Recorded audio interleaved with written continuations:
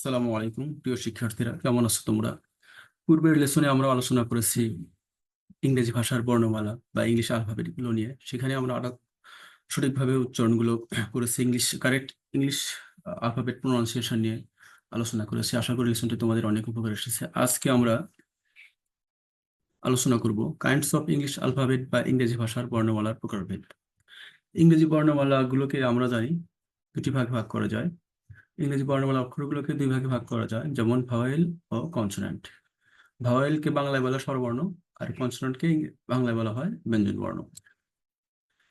Vowel কাকে বলে আমরা জেনে নেই। ভাওয়েল বা স্বরবর্ণ যে বর্ণগুলোকে অন্য বর্ণের সাহায্য ছাড়াই উচ্চারণ করা যায় তাকে ভাওয়েল বলে। ভাওয়েল পাঁচটি, যথা এ, ই, আই ও ইউ।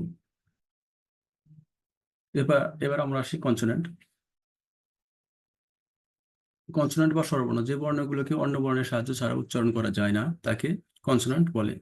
ভাওয়াল ছাড়া বাকি সবগুলো অক্ষর হলো কনসোন্যান্ট বা ব্যঞ্জন বর্ণ। অর্থাৎ কনসোন্যান্ট মোট 21টি: P, C, D, F, G, H, J, J, K, L, M, N, P, Q, R, S, T, V, W, X, Y, Z. এখানে কনসোন্যান্ট গুলোকে উচ্চারণ করতে গেলে অবশ্যই কোনো না কোনো ভাওয়েলের সাহায্য নিতে হবে।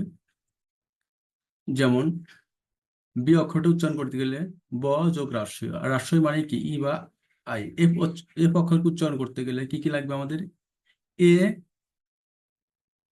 যোগ এফ, অর্থাৎ এ মানে কি? ভাওয়েল এ চলে আসতেছে। এফ উচ্চারণ করতে গেলে ভাওয়েল এ চলে আসতেছে। তেমনি ভাবে আর উচ্চারণ করতে গেলে সরে আ যোগ আর র। এই সরে আকে আমরা ইংরেজিতে কি অক্ষর দিয়ে উচ্চারণ করি বলতো? এ দিয়ে। তার মানে কি আর উচ্চারণ করতে গেলে আমাদের আলটিমেটলি কি আসতেছে? ভাওয়েল আসতেছে। আবার এল উচ্চারণ করতে গেলে এ যোগ ল, তার মানে কি আমাদের ভাওয়েল এল চলে আসতেছে। লেসনটি আমি তোমাদের সুবিধার জন্য আরেকবার আলোচনা করছি। ইংরেজি বর্ণমালার অক্ষরগুলোকে দুই ভাগে ভাগ করা যায়: ভাওয়েল বা স্বরবর্ণ ও কনসোন্যান্ট বা ব্যঞ্জন বর্ণ। ভাওয়েল যে বর্ণগুলোকে অন্য বর্ণের সাহায্য ছাড়াই উচ্চারণ করা যায় তাকে ভাওয়েল বলে।